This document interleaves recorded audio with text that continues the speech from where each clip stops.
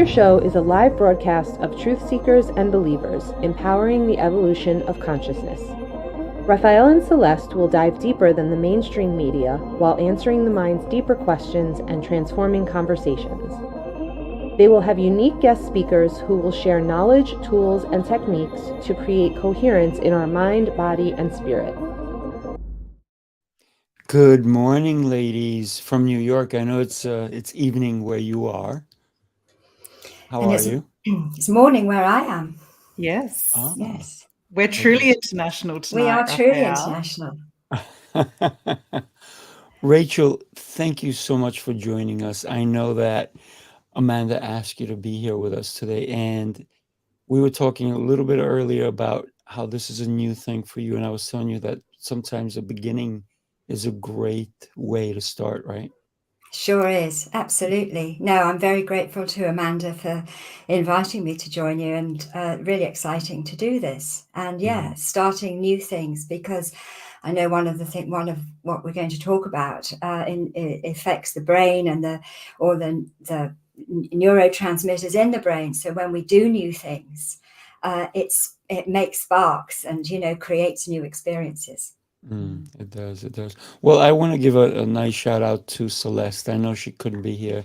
She's having reception trouble. She is backstage, not in this stage, but in an actual stage. She's part of a huge production for Mardi Gras. And I know she's having a blast anyways. So we do miss you, Celeste. I know she'll be with us again next week. Yes, can't wait to speak to her again. Yeah. Every time I get the chance, but I also want to bring your book up, Amanda, on, what a great book. And I've had so much fun, and just the topics and the way you bring things up. It's very interesting and lots of fun, by the way. Thank you. Anybody who does not have Amanda's book, you need to pick it up. I had to try and bring some humor in. It's such, healing can be so heavy if we're not lightening it all the time. We want to keep bringing the lightness back to it. It's what makes it easier and less stressful to delve into and to open those Pandora's boxes that we feel we've got within us. So, yeah. Why is it that we stress about almost everything, right? I mean, seriously, people stress about money, people stress about relationships, people mostly stress about themselves. We put so much pressure. Ladies, take it away. I want to learn from both of you, because every time I get the chance to have someone in the room or in an environment that I can learn from, and I just want to sit back and just learn and learn and learn. So talk to us about the stress cycle. Do you want to start, Rach? Sure. I think it's important to look at it from quite a simple point of view. And I think absolutely, Raphael, we all stress, and we stress about things that we really don't need to stress about. So there's obviously something has evolved in us as a human race that perhaps this century or for the last 100 years, my question would be, do we stress more than they did 100 plus years ago? So we know that life is faster, and we've got all the technology at our fingertips all the time. There's lots of different reasons why it might be happening more, but the simple stages really are to look at that we go into alarm. So something alarms us, something puts us on edge, whatever that thing might be. And oftentimes we notice that we are in that state of alarm, and enough that we can say, oh, this isn't very comfortable. I need to do something about this. But because, as I've said, there's so many things going on around us all the time that sometimes often we stay in that alarm phase. And then it goes into, we go into the next phase, which we can think of as resistance, where we start to try to adapt to that alarm and sort of almost tell ourselves, no, no, no, I'm absolutely fine. No, no, no, there's no alarm going on. There's nothing wrong. I'll just keep going as I am.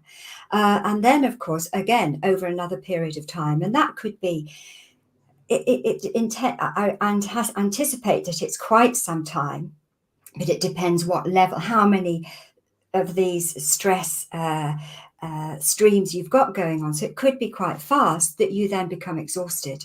You just, and that's when we would typically in our language, we might say, oh, I'm burning out. So I don't feel like, I don't know what Amanda would think to this, but I don't think there is a linear time frame that is set. But I do think that those are the three simple stages that we go through. What would what would you say, Amanda, in terms of, you know, because I know with your book, which I have a copy of right here, just we'll have that copy. that you have delved into this, you know, quite, and in such a way that it is easy to understand. Do you agree, Rafael? You know, I mean, obviously, I'm also a practitioner. But if I wasn't a practitioner, you put that layperson persona on reading it, which I did. And of course, knowing Amanda as I do, I wanted to as well to read it really objectively. And you've just opened it up as a conversation. Yeah. And I think that's why I love, you know, obviously speaking with beautiful, wise people such as yourselves and other people about it, because I think then it brings out different elements of it, and everybody stresses. And I think that's the most important thing to remember, is we're not alone in our stress, but often we want to think that we're alone in it. And so we don't always share it. But that good old saying that Mum used to say to me, you know, problem shared is a problem halved type thing. We often forget that part of it. And I go back to that ancient aspect of when we were created and we were all tribes people, and if we weren't safe, if we weren't accepted by our tribe, we'd be cast out into the wilderness to die.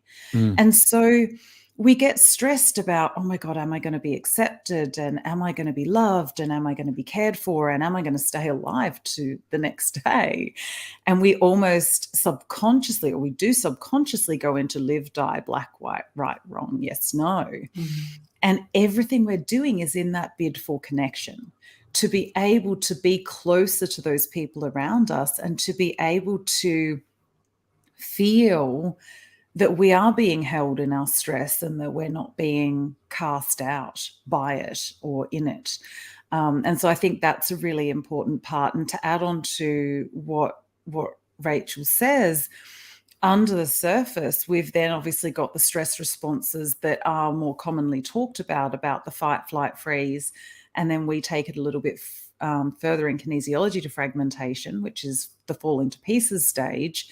And then the new part that's come out through polyvagal theory, which is about fawning or people pleasing, which is another response that we often have to stress. So we have lots of different bits that I guess in our brain are being activated, or within our body are being activated when we're in these cycles. And it all comes down to that idea of live, die. And that's the alarm part that Rach mentioned, is, oh my God, is this a situation where I'm still going to be okay at the end of it? This is scary as hell. Oh my God, what do I do? Yeah. You know, one of the things that, and Rachel, you touched upon it, is the fact that people feel burnt out, right? And the fact that people become exhausted from it. And they actually take on, the stress takes on a physical aspect, if you will, right?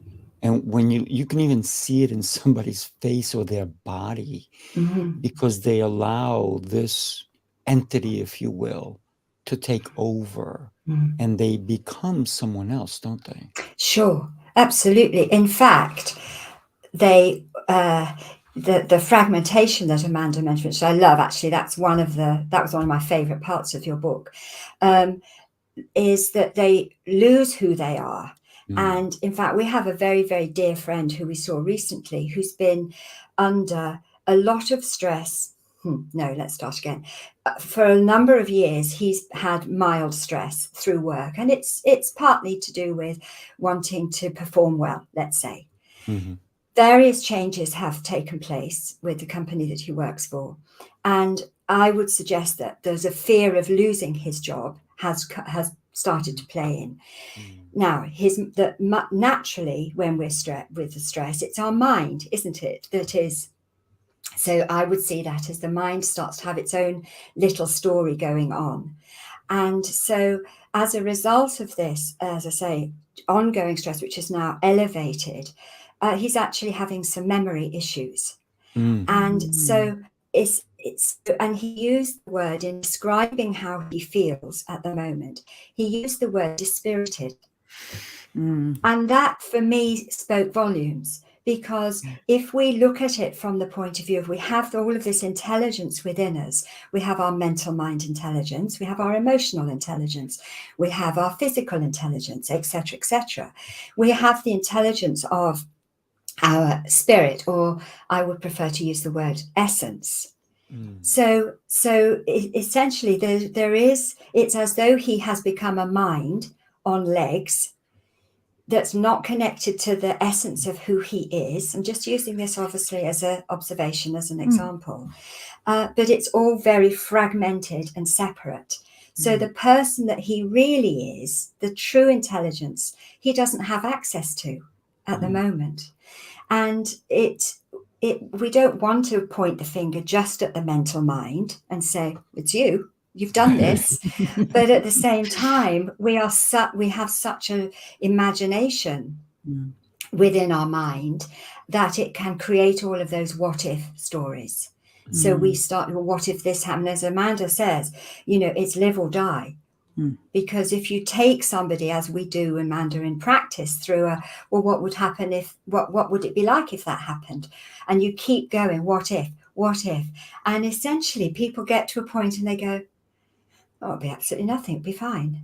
Nobody has ever said to me, well, I die. Nobody has actually said that. And yet that's what we seem to be, the programming seems to be. Yeah. It's very interesting when we talk about death, because it's going to happen to all of us, right?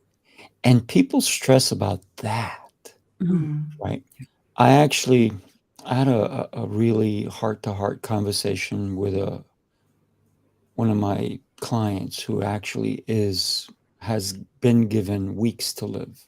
And I had this conversation with him 2 days ago, where he actually came into the understanding that it's going to happen for him sooner than he would like. He's only 44 years old, which is super young. They gave him weeks to months to live. And he said, I've finally come to realizing that I have to enjoy these, however many weeks, days or months I have left, and I want to make peace with it. I don't want to stress over it. And that's some of his words that he said to me. And I congratulated him and let him know that there is nothing we can do when it comes to that, because it's going to happen, right? It's inevitable. But what can we do with the time that we do have left? Because if this young man stresses till the day it happens, he can't live now. No. He can't, even though his time is limited. But I also said to him, listen, have faith, because I've known other people who have gone way beyond what they were told. I've known people who've gone years past what their doctors told them. So I said, you know, whether you do or you don't know. None of us know. No. Wouldn't it be amazing if we did know? Would that I don't stress know that you it would I don't relief? know. Yeah. You see, it For me, it is. would. Yeah. But see, I have both my parents are 92. In fact, my mum will be 93 in a little over a week. And my dad is really her mum's carer. And he frets about Oh no. would she have to go into a Are home? we all there? I'm here. Yep. Yep. We hear you. Yeah. Hello. Oh, you're and back. good. We've got her. You know, what is going to happen? And there's not been a conversation around death, but there's the bit in between now. Is that my and connection lost? We actually have you, Amanda. we have you. Maybe her connection's lost, but Amanda, Yeah. you're Oh, still here no. with us. Perhaps You're she'll come still with back. us, Amanda. I'm going to send her a message in the private chat. Yeah. Good idea. So, So go ahead. yeah, so I've been saying, you know, he understandably is worrying. This is a man who doesn't believe in stress, by the way. You know, he was a captain of industry, we say. But of course, he's coming towards the end of his life, whenever it is, but he's worrying about lots of little things. Hello. And I'm saying, Daddy, don't enjoy now. You know, I'm here now. I'm helping you now. So it's exactly what, oh, she's dropped out now. She'll come back. It's exactly what you're saying, you know, and I've then, of course, as the daughter, I have a brother who's there at the moment. And, you know, of course, it would be lovely to know how we will resolve whatever issues we might need to resolve. So there's uncertainty. And it's the uncertainty that creates the stress, isn't it? Then, It is. which It is is what totally. you're saying about your friend, and he realized that actually he could just breathe each day and make the most of that, and whatever that would mean, you know, to him. Right. Yeah. Yeah. So you know, yeah. one of the things that he said to me is that for as long as he's known me, which is probably almost 25 years, he said, I've never faltered in the way I am, in the way I treat him, in the kindness I've shown to him, even though he hasn't shown me kindness throughout this time. And I said to him, I said, because you're a beautiful soul. So to me, no matter how someone treats me, I know that we're all beautiful souls. Sure. You may not act accordingly at times. Of course. And that's what happens. Yeah. Amanda, you're back. Actually, Amanda, I got to tell you, we never lost you. You lost us. Oh, didn't you? No. The whole screen went funny, and it said there was an issue with StreamYard, and I was like, oh my goodness. So there you go. No. Apologies, Amanda. for that. Let me ask you something. Yes. I'm gonna be honest with you. Yeah. Were you stressing? No.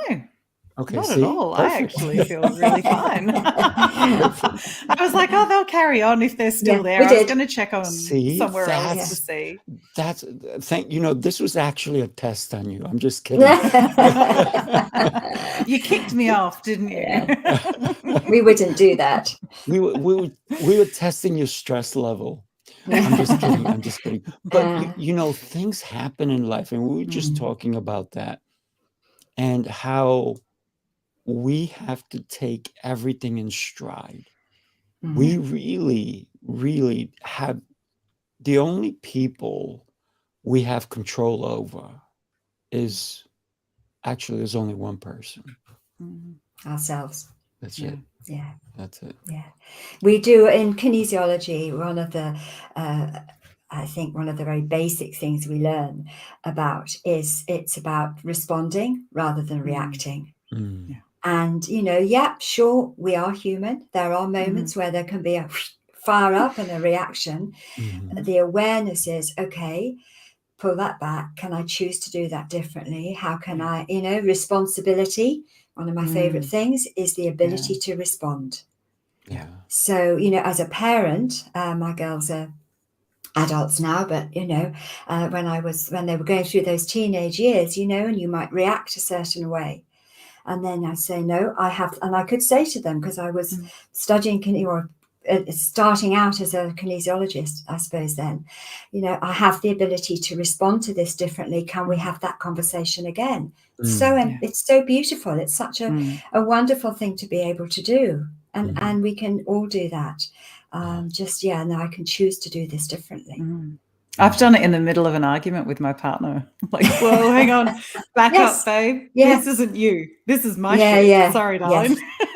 I love that. Yes. I love that. Yeah. He's never said no to backing out, by the way, of the argument. He's never said, "Oh no, can we keep going?" Yeah, for sure. Well, that's a smart partner. He talked does about the same. I think this is my stuff, not yours. And it's a beautiful, as you say, response rather than going into that reaction. And it takes practice and work. It does take practice. It does. Yeah, one of the things that, and I by the way, my son just turned 22 yesterday, so happy birthday, my little guy. He's still even though he's taller than me. I'm 6'1", he's 6'2", and my other son, who's younger, is 6'3", so big boys. Wow. Yes. But yes, they're no longer children, right? No. But to me and to you, I'm sure, Rachel, they're still your babies, right? For sure. And Always will be. Always will be. And one of the things one of the areas that I like to work with is women of a certain age, my sort of age group, who are, empty nest. So the children have flown the nest. And it's that little sort of physiologically, there's the menopause time, which is a time to do things differently. And what I say to other mothers is, we are still their mother. I will always be the mother to my daughters, but I do not need to mother them anymore unless they come to me for some mothering, but we have to learn to shift that. And I think that it's something, and of course it's the same for fathers. It is there for fathers. It's just different, I can't tell you what that experience is because I'm not a father. And as Amanda knows, with the ages that your children are, Amanda, they are giving you the information and the instruction sometimes more blatantly than at other times. Like, no, I don't need you to mother me, but please be my mum. Yeah. And I think that moving from, I remember you saying it to me on multiple occasions about moving from that verb, doing the mothering, to being the noun of just being mum. And I'm so pleased that I learned that relatively early in my children's life. It's been certainly the last 3 or 4 years. And my children are now 15 and 17. And so for me, it's okay. Is this a situation where I need to jump in and do the mothering? Or is this one where I stand back and I be mum and I'm here if, and there's been cases where they've come up and wanted the mothering and I've been able to say to them, I trust you've got this. And if you don't, then I will be able to step in and support you. But give it a go because I reckon you've got it. Yeah. And often they come back and they're like, oh yeah, we didn't need that. Yeah. Do you see that with your sons, Rafael? Do you see that they come because there's a natural thing as well with the connection to mother, and then at a certain age there's more of a connection to father. Do they come to you for that fatherly interaction, advice, mateship, whatever? I've taken it somewhat differently because for me it's not that much different, but for me it's always been I am blessed to have you, and it's an honor to be your dad. So I take it that way with my kids, and I let them know that no matter how many mistakes they make, there's unconditional love. Sure. For sure. Yeah. And so I'm also, I am divorced, not by choice, but I'm not divorced from my kids. And I Sure. let them know that. Mhm. And I also let them know that no matter what their mom and I had that we separated, it's not because of them. So I don't want them to Mm. stress on that, Mhm. because Yeah. so many kids from divorced parents Mm. go through this turmoil, if you Mm. will, Mm. of, oh my God, I got to please my mom. Oh my God, I got to please my dad. Mhm. And I said to them, and when we first got divorced, she was unfortunately very selfish. And Mhm. I think she went through a midlife crisis, and she was partying all the time and all this stuff. So I was the structure for my kids to always Mm. fall upon and say, whatever you guys need, I'm there for you. Yeah. Where my own children turned around to their mom and said, who's the adult in this relationship? And I was like, I was Mm. taken back by my own kids, because I let them know that they've always been a gift, not only to me, but to their mom too. Mm. And I believe that all children, we're lucky because they come to teach us how to be parents. We didn't They know how to be do. parents, did we? Mhm. Yeah. Mm-mm. No. So Hell no. still, right? Still, Sure. and even though your kids are 15 and 17, Amanda, they're still teaching you, right, Oh. how to mother, Mm. how, Mm. and I'm sure they're teaching their dad how to father. So it's listening to our kids that allows us to be better parents, Mm. right? Yeah. Because Mm. one of the things that always drives me nuts is when I hear people say, do as I say, not as I do. Mm. Mm. Because if I'm going to lead by example, Mm. then I should be that example. Mm. So when it comes to the stress cycle for children, we cannot put our problems on them to bear, No. because we're going to create a stress Mm. that's not healthy, Absolutely. you know? Yeah, and just like Amanda was saying, in terms of, when if you're having in the midst of something with your partner, and then being able to go, oh, hang on, this is my stuff. Mm. We have to do that with our kids Yeah. too. I Mhm. remember pointing this out to my husband at one point when one of our daughters was going through something, and dads often like to fix things. Like they see that their child is going through something. It's like, how can I fix this? What's the answer? Mm. Not just to their kids either. But, I looked at him and I very gently said, this is yours, pointed it out. Don't put that on her. Mm. She's going through this thing. We don't fully understand what it is, but she doesn't need to carry what is her, mine, and that continues, Mm. the girls are 29 and 33, and that Mm. continues in terms of, choices we are making, experiences we are having, Mm. not to place it into their hands. Because I also believe, we choose I'm making a generalization. We choose to have children, bring them into the world.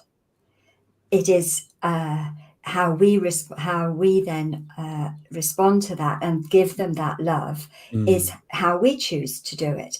Yeah. It isn't their job, if you like, to reciprocate that. No. I've worked with parents over my years in practice of, well, I want them to love me like I love them. Well, that's not what they signed up for. Mm. No. In a sense. And as you said, Rafael, we're here to learn how to parent. They're not here to learn how to be our children. Does that make sense? Mm. You know, one of the things that I've always said is that we don't choose our parents. No. But in retrospect, our parents, as parents, we don't choose what child we get, do we? So in our defense, because sometimes we're going to get a kid. Like I have two boys, right? One is so different than the other. Mm-hmm. One is very structured, very disciplined, and the other one was mayhem, if you will, right? Crazy, whatever, it didn't matter, wouldn't care about it, anything. But lately, and that's my younger one, he's 18. Now, super responsible, understanding that his actions reflect not only upon him, but other people. Yeah. But it came from the lessons. And one of the things that I always, even though my ex and I got divorced, right? My son was 3 months old, and my other one was 3 years old.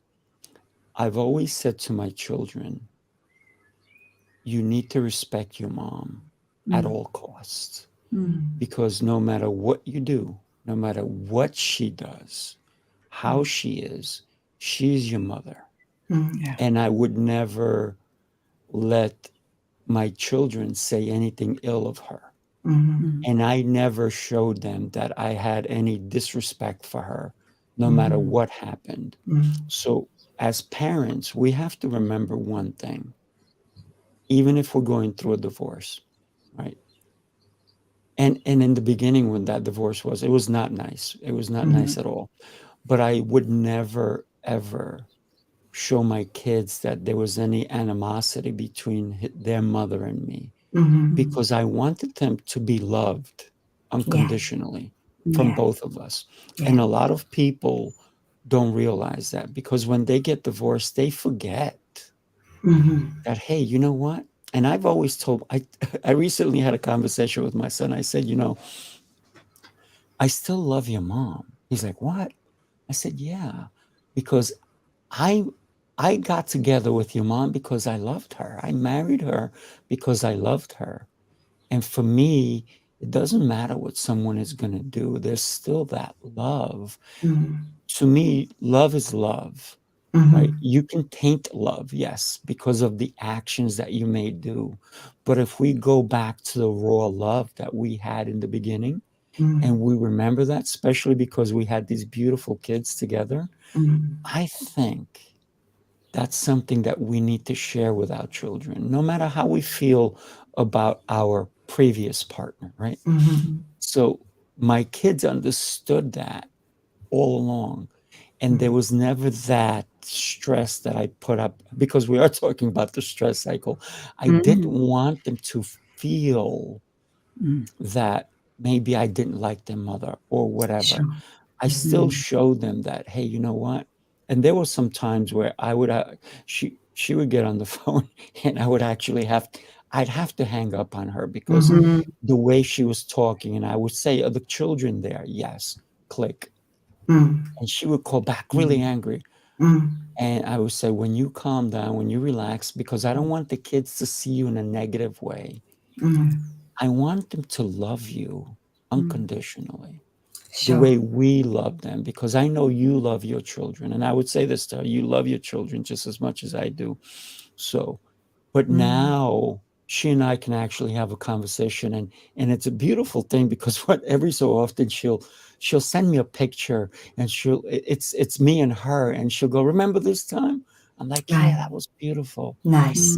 And That's gorgeous. Yeah. but had I had gone in the other way, Mm. would she even be able to do that? I don't think so. No. But showing not only my children, but showing her that, hey, you know what? We may have fallen apart. That's okay. But we had something at one point, and Sure. it's something that we cherished. Yeah. So do we stress on the relationships that we've had? I don't. For me, it's a little different. At the age of 18, I let all of that animosity go towards my family.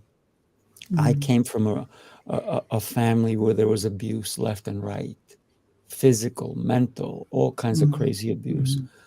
And at the age of 18, I said, it's not worth it. And I stopped blaming people. And I just said, it had to have been because of the circumstances. So I let go of that stress at a very early age. And I only wish that I would have known it sooner. This is why I didn't want my kids to have any. Yeah, Right? sure. So the Yeah. beauty that I see as a parent is that we are basically guides Mhm. to our children. Yeah. That's my 2 Yeah. bits, and I'm going to stick with it. It's great. Yeah. I love No, I Yeah. completely agree. I completely agree. I often say that my children have learned a lot through osmosis of just watching me walk my talk over the last 7 years. Mm. And there are times that I have lamented those early years where things were so toxic in the house, and they had to, I guess, be witness to so much that was going on. And I spent so long trying to protect them. And then there's a time where you need to step back from protecting them a little bit. For me, obviously, it was leaving the marriage. I couldn't be there to protect them all the time. And, you know, that was a really huge challenge for me. And I've had many chats with my children about how that felt for me to know what I was leaving them with, and hoping that wouldn't be the way that it would turn out. Now, luckily, my eldest protected my youngest, but again, then bore the brunt. But the difference in them now is huge, because I've said to them, it's okay. You know, the same way that we say sometimes we didn't choose our children, I completely believe that from a soul perspective, we did. We chose the children who were going to teach us the lessons we need to learn as parents, and they chose us to guide them in the way that we are. And, you know, I often say that to them, even when they're cross with me. I'm like, you chose me. You signed that contract, darling, so clearly you did want me.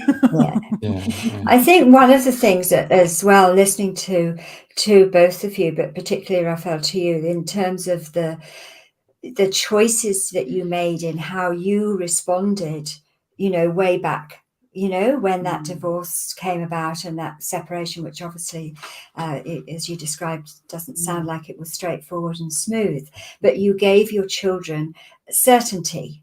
So before, when I was mentioning, when we'd lost Amanda for a moment, and I was mentioning my dad, the stress that he is experiencing really is to do with the uncertainty and the not knowing how things are going to be. Actually, as a parent, no matter what the situation is part of that unconditional love. You know, we could write pages and pages, couldn't we, of what it actually means. But perhaps one of the top things in that demonstration of love is the consistency of it and the continuity.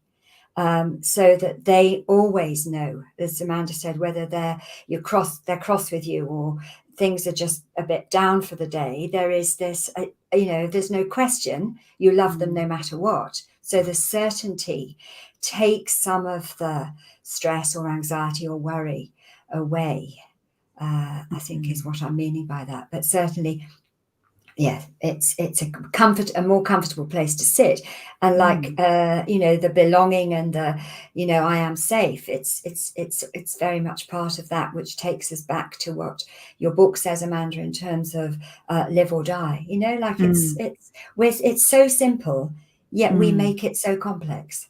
And I think with life being so uncertain, having those people that we are certain are going to stand by us is so vital and important.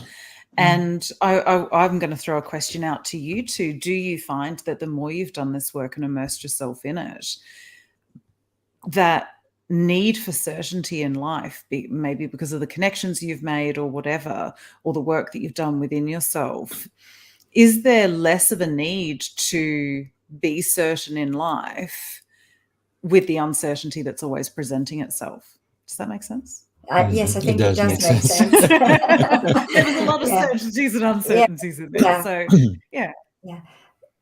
well, the word that popped into my head immediately is faith. And faith in whatever happens, I've got this. Whatever happens, I can navigate this, because I can tap into the intelligence of who I am. That's how that's now, I'm not necessarily suggesting I nail that 100% of the time, but I'm very aware when I'm not nailing it, enough to go, okay, what do I need? You know, and I come into this little office of mine and, you know, do some inner work and if I can't do that, as Amanda would know, you know, you go and you find your person to help you through it. But yeah, that inner knowing. And one of that lovely phrase of intimacy in terms of into me, I see. I look in, okay, something's out of order that's creating this stress around the uncertainty, when actually I know that either I can't do anything about it, or just trust it'll be fine, or whatever the response is. What would your answer to her question be, Raphael? Well, I want to touch upon one thing earlier. What you said, Amanda, is that your older one looked out for your younger one, and mine did as well. But what mine did, I had to remind him that he was not his father. Yeah. Right? Because I have two boys, so the older one always tried to father the younger one. And I said to him, I said, that is not your role. I said, you need to let him make mistakes. You need to let him fall down. You can help him up. But the other thing is, I teach martial arts, and when the kids are sparring, they're fighting, they have all the gear on, they fall down and they can't get up. They look like the little weeble wobbles, right? But one of the things I never do is help them up, ever. And the parents are like, oh my God. I'm like, no, you pull away, you stay there. They need to get up on their own. And so I've taught this to my son over and over. And they used to fight a lot, my boys. I would say in the last 3 years, they have not really been fighting at all. I mean, it was physically hard fights. And I'm like, you guys are trying to kill each other. I said, you can't do that. And they didn't live with me, unfortunately. I mean, I used to, you know, pick them up and stuff like that, but they lived with their mom. And so for me, it was always letting him know it's okay for your brother to make mistakes. I said, but you have to be there and support him in a loving way. But don't father him. I said, I'm not even fathering him. I said, because we learn from our mistakes. And if you're going to fix every little thing, he will be broken forever. So when we think about the stress that we put on ourselves, the certainty, right? There are two things that I am very certain of. The sun will come up and it will go down. That's it. That's the only two things that are certain. The other things that help me have some divine intervention into my life are my habits. What habits do I have that I can do every day? But I don't even let that be certain, because I change my habits every day because I am totally aware of what they are. For example, I'll say to myself, did I put my left shoe on yesterday, or did I put on my right shoe first? So I change everything that I do every day. So I know that my tomorrows are going to be different than my todays. This is why when we spoke earlier, you said, how am I doing? I said, exceptional, but I'm getting better every day, but I'm also going to be different. So when you ask me tomorrow, I hope to be better than I am today. So when it comes to certainty, when it comes to understanding who we are, it's not that easy, is it? No. No. I think we spend a lot of years forgetting that it could be easy until we reach a point and we think, and then we start reviewing it. And then it's, as Amanda said earlier, you know, it's like, it's hard. It's like, no, actually, we know all of it. We know, we've just forgotten. Yeah. But I love the idea that every day is different. Sagittarian in me loves that, particularly in terms of just it feels like life then is an adventure every It day. is. Yeah, It is. Yeah. there's always new opportunities on the horizon that you can reach out for. Yeah.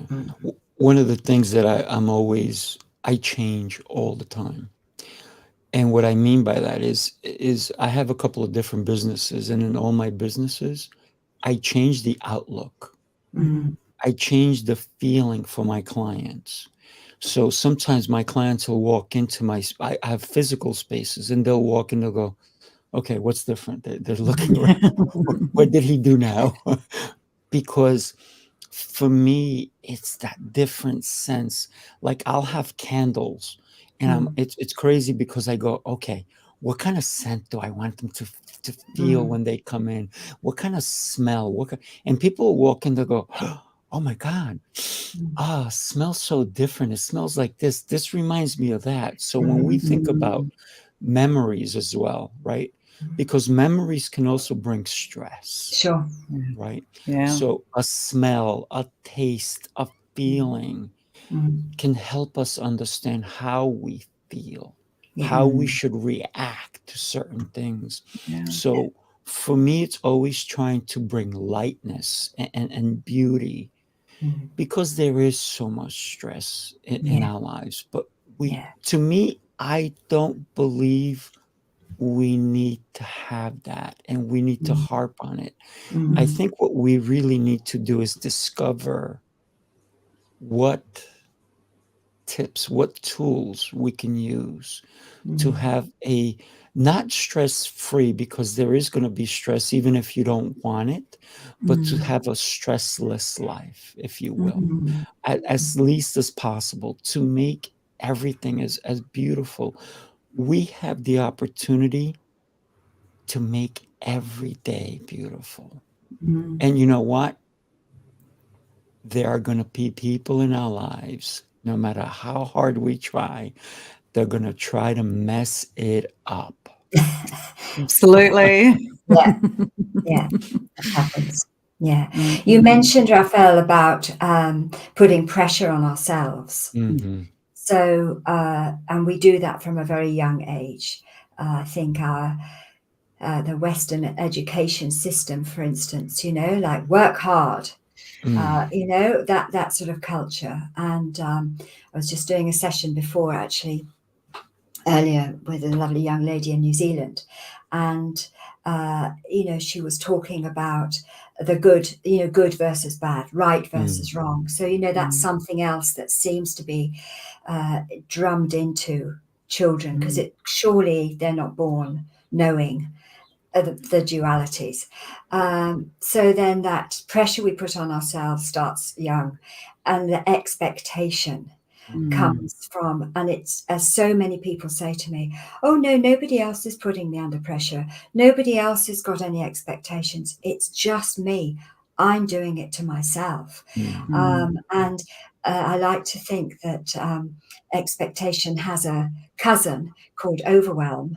And so then you've got so much expectation that you go into overwhelm. And fragmentation, we've gone through some stages of stress already.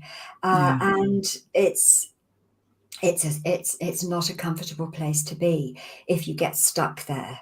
If you're in it and enough conscious awareness to realize, oh, I'm going down that path again. What can I do? So what is the expectation? And, I had an expectation, for instance, that when the guy came to take a gas pipe off, because we're having some kitchen work done, that he would take it off in the right place. And I realized after I got into bed last night that, I need to go and look at it. And I came downstairs, and he has taken it off and he's capped it, and it's all very lovely. But I believe I might be right in thinking that it's still in the wrong place in terms of where the new kitchen cabinet is going to go. And that sort of irritation, whatever, sort of bubbled up inside me. But when I, went through it, it was my expectation that he would know. I wasn't present. It's not about that. But, just the expectation of it. Does that make sense? It's Oh, a funny yeah. little example, but it's just an Yeah. everyday. I'm not talking about achieving great success in something. It was just a gas pipe, but there was an expectation that I don't feel has been met, and therefore there was a little stress. Simple as. And then, of course, the answer, well, if it's not right, he will need to come back and take another chunk off. Okay, whatever. Yeah.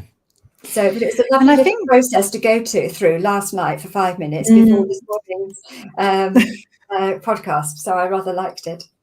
And I think that's a beautiful point, is that we often get, it's not necessarily always those big expectations that are the issue. It's often those little ones chunking away, and this little expectation on that's gone wrong. And of course, then we're training the brain. Okay, so what else is going to go wrong? So what else is going to go wrong? Yeah. And we start then looking subconsciously for more of those things to back up the fact that, this first expectation was wrong. It's like those dominoes. And it's like those people who wake up in the morning and go, oh, it's a terrible day already. That's it. I've just got to get through today until tomorrow. And it's like, well, the next moment is the next moment to choose. But they're going into, now that one thing's gone wrong, I expect everything's going to go wrong. Yeah. So what happens? Yeah. So many things go wrong because they're looking for that next thing to go wrong. Yes. Yeah. I have to tell you that it's 5:21 a.m. for me. And my day started beautifully with two beautiful women who are not only in touch with who they are, but you're here to help other people establish their lives a little bit. I'm going to ask you both, if you have a chance in the private chat, put in whatever links you want me to send people to, and I'll put them up on here as well. This way we can have you share more of you with other people. But you're right. When we wake up in the morning, how do we wake up? Is it a lot of times, if you will, here's what I'm going to tell you what I did last night before I went to sleep. I went to sleep in gratitude. I did my prayers. I prayed for my children. I prayed for the loved ones in my life. I prayed even for ones that are no longer in my life. And, I pray that they're looking down at us and approving of some of the things that we're doing down here, right? And then I also asked for guidance. For guidance so that I can be a better person, for guidance so that I can impact more knowledge into the world. Because when we think about our purpose, if we don't know what our purpose is, then we have to ask for what is our purpose. I know what my purpose is, and I asked for that guidance to continue with the purpose. And then I even said, is this my true purpose? If not, guide me in that. So that's how I went to sleep. So when I wake up every morning, my intentions all have already been put forth so that I can have a great life, so I can make a difference today. And I asked for that right before I fell asleep. Yeah. Beautiful.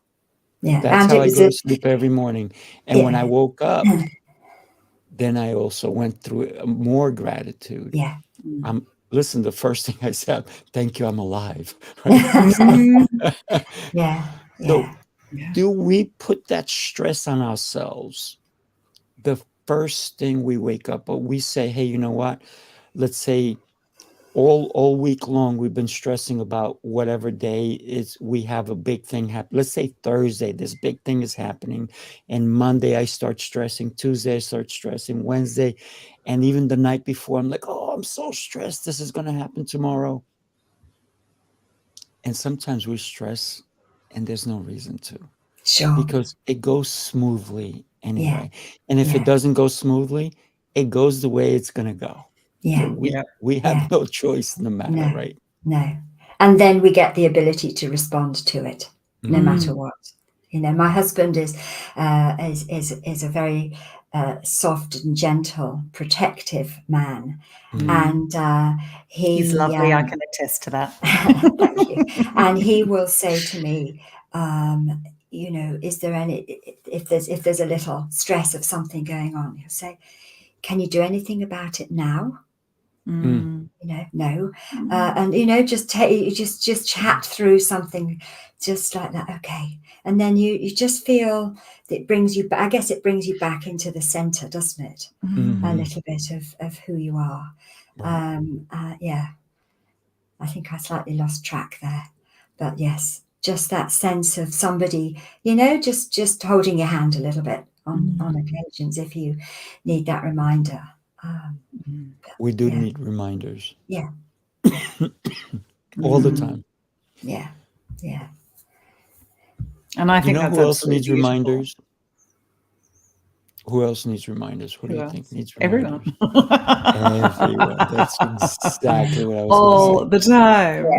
All the time. Yeah. I talk about it in that terms of internal and external scaffolding, you know, Yes. having that ability to build those inner resources, which obviously you'd mentioned before, Rachel, you know, you've got your journaling, you've got your meditations, Raphael, you mentioned your gratitude practice and asking for help and all of those little bits and pieces. But then we've got the external scaffolding, which is our support networks, our mentors, like Rachel is for me. And, you know, you had Kat Valentine on the other week as well. And she's another person that I've worked with. And there's these beautiful people that then we go to lean on. And it's a different thing than that, you know, external influence that I talk about in the subtitle of my book. It's about that scaffolding, the people who can hold your hand and go, have you looked at it from this perspective? Or have you looked at it from this perspective? And so it gives you that ability to see things from different ways. And I think that's really, really beautiful. And I love that's, you know, what you were saying. Yeah, with your husband and being able to, you know, go, let's talk this through. Is this really worth you worrying about now? How can this, how else could it be seen? Yeah, absolutely. Because we put a lot of effort and energy goes into all of that. That's another thing about the stress. And I'll notice it in practice, for instance, often people's response when they're upset, angry, frustrated, all sorts of, you know, emotion coming through, and certain, not everybody, but some people respond in this way, and they'll say, well, I just don't care. And you know, you interpret it as, yeah, you know, you really care, but you're trying to convince yourself that you don't care. So having, you know, sort of observed this for over quite some time, I added this, and I say this, and I don't know if I've ever said it to you, Amanda, I'm not sure that I have, but certainly to other clients, I say, change it to this: I just don't care to put my energy there. So that I haven't heard that one yet. Right. I like that. So you haven't needed it, obviously. But there's just that sense of then you're making a choice. So, you know, then if, for instance, for some reason there is a conflict that pops up in your life, because they do, you know, whatever, it's there to teach us a lesson, sure, but it's also on a human level, it's just a little bit of something that's cropped up. And there's that interaction, you know what it can be like as well. If you overhear a conversation going on between 2 or 3 other people, I'm going to suggest that women are particularly good at this, but you'll hear, and she said this, and then they did that, and you know, there's that kind of there's really in this passionate sort of dialogue, and you think, whoa, if you could capture the energy that they are sending out into the ether that has very little value whatsoever, you know, you could probably fuel a car for a few kilometers or something. But so then by just, you know, getting into a dialogue yourself or a thought process because of something, and you say, hang on, I'm putting an awful lot of energy into this. Do I want to do that? No, I don't. Okay, choice made. And so you pull it back. And so again, rather than going in from one stress response to another, you can stop it at the outset and just say, no, I'm not putting my energy there. Mm. Yeah, Yeah. that's Yeah. it. That's it. Yeah. Where do you put your energy? Sure. You know, the more we talk, the more I keep thinking humans put so much stress Mhm. on ourselves compared to we're the craziest animal, if you will, right? While if you look at other animals, the only thing they stress about is getting eaten Yeah. or getting killed, right? Yeah. They're not worried about, anything at all except those two things, right? It's survival, if you will. That's the only stress that they do have. And it serves them well, right? Because they can sense danger. But we have been, if you will, in a position that we sometimes don't even sense danger. So we don't have that gut feeling anymore where there is danger, where somebody is trying to hurt us or harm us. And we put the wrong energy into other things. Yeah. We put like, well, they said this about me. No, who cares? Look, you can say anything you want about me. The thing is, when I look into that mirror, is it true? Yeah. Is that the truth? Is that who I am? Yeah. Did you just say something about me? And then I have to say, is that true? Is that really who I am? Yeah. And then that's it. Yeah. So I think if when we it's have, not true, then who cares? but I think when we have that, again, that desire to belong so desperately, Yes. and often, again, that comes from that trauma response. You look at the people who are needy in relationships, it's because they haven't been provided with that love and that belonging and that connection. And so by the time they get it, I heard an analogy today. If we all sat down for a meal right now and Rafael served us all up a beautiful bowl of pasta and a glass of water, we would eat it gently, have our conversation, drink our water. Now, if we'd been outside in the bush or whatever it is for 6-7 days without decent food or water, we'd come in and that meal would be a very different Oh, yeah. experience. We would be shoveling it in and drinking our water, and there wouldn't be much conversation until our bellies were full enough. That's where that neediness, I think, comes from. It's all that underlying trauma that we don't always know exists in us. I never understood my desperate need to be seen or heard or held or cared for was actually because I was starved of that for so long that then my outbursts came just to try and get energy in any which way possible. It was like, just throw a bit of spaghetti at me, I'll be happy, like chuck something at me. Yeah. And it became that desperate bid for those things that I felt starved of.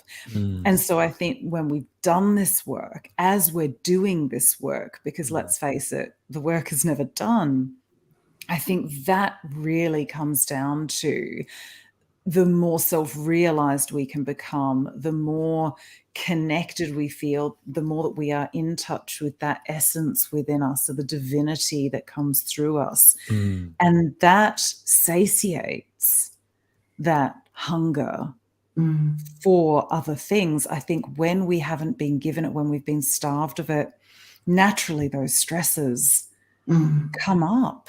And that's what we're dealing with, I think, in terms of expectation. Again, I need you to provide this for me because otherwise it's not going to work. So, using the gas tap as an example, yes, you could leave it there, but that's not going to work very well for this kitchen. It's not going to be functional. Yeah. So it has to change. Yeah. And I think that's where it comes in. Yes, and as you're saying all of those, using all of that language as well, a key word therefore as a duality is nourishment. So Yes. we're looking for nourishment. We're wanting to be nourished, but there's an expectation that others have to provide that for us. Yes. So again, that inner work is learning, yes, to some extent. And it's lovely to share those things with other people. but I can go in and I can nourish myself through, as Raphael said, you know, the beauty that is around us, the things that I have in my life, and we all have in our lives, that we are grateful for, and that daily practice of gratitude. You know, all of those things that are so nourishing and fill the tank. Again, that was another of the little parts of the book, in terms of, you know, how we do that and what choices we make over something that's nourishing to us, something that brings us energy and nurturing and all of those, and yet so many times people make a choice that is taking that away, that is less than nourishing. So yeah, gosh, what a wonderful conversation that around stress, that yet we've made it. We've talked about life, haven't we? We have talked about so many beautiful things. Time flies, doesn't Doesn't it? it? It's been an hour and somewhat minutes, like 6-7 minutes, and I think we're just at the tip, right? We can probably go on for a good 12 straight hours here. Sure. We'll have to break for some. I don't eat much pasta, by the way. I would not serve you pasta, but just saying. But I love that analogy that we don't always appreciate certain things. Like if I served you plain pasta, not even sauce, right, and water, you'd be like, what is that? But had you not eaten for 5 days or 12 days, you would go, man, this is the best thing ever, until you got full, and then you go, do you have something different? Right? And it's the beauty that we can see and we can share with one another. Are we fulfilled? Are we fulfilling not only our passion and our dreams, but are we allowing other people in? And how do we accept people? Do I accept you as you are, or do I accept you the way I want you to be? Man, we have so many topics we can talk about. Oh yeah. Right? Oh yeah. Guess what? Never ending. It is. So I need you, both of you beautiful ladies, to come on again. Would you do that for me? Oh, you know, I'll always come back, Raphael. I love you and Celeste. Love to. I'd love to. And we're gonna make sure Celeste has good connections, and she'll be with us next time. So we're gonna get on the calendar, everybody, because I know this conversation is gonna go on and on and on, and we want everyone to come back and listen to not only to insight, but also even some guidance on how we can live a better life. We don't have to be inundated with negativity. There is so much positivity in each one of us. You ladies shared so much knowledge today about how we can have a better life, how we can. And Amanda, I love your book. Let me show it again. It turns 1 tomorrow, by the way. That's it. Oh, wow. Yeah. Yes. Say that again? Yes. It turns 1 tomorrow. I launched it on the 22nd of the 2nd, 22. Look at that, right? Perfect timing, perfect timing. Yeah. So, divine, messy human. And once you find out that you're messy, you can clean up a little bit, right? Yeah. I think the more you accept and have empathy and compassion for those messy parts of you, which means that they don't need to, you know, overtake your life, because they can just go, excuse me, and you go, yes, darling, what would you like? They don't have to have the full tantrums, because you're aware of them, and you can, you know, pick them up and cuddle them like you're in a toddler's. So yeah. Take your behaviors, and I like that. Cuddle them. Yeah. I love that idea. Thank you, ladies. What can I say? I am honored. Thank you for letting me start this day with both of you. Thank I you. I am blessed, and this is also part of my gratitude to be among such giants as yourselves. So thank you. No, Oh, thank and you. us you Yes, as well. and thank you, Amanda, as well, for inviting me to take part. It's my and absolute pleasure. I love the work we do together. It's wonderful. Yes. Yes, Oh, thank it's you, always ladies. exciting. Yeah. All right, everybody, have Okay. an amazing rest of your day Yeah. and Yes. or evening, depends where you are in the world. Indeed. Yes. But I always say, Definitely. make it exceptional. Yes. All right. Yeah. Bye-bye. Bye.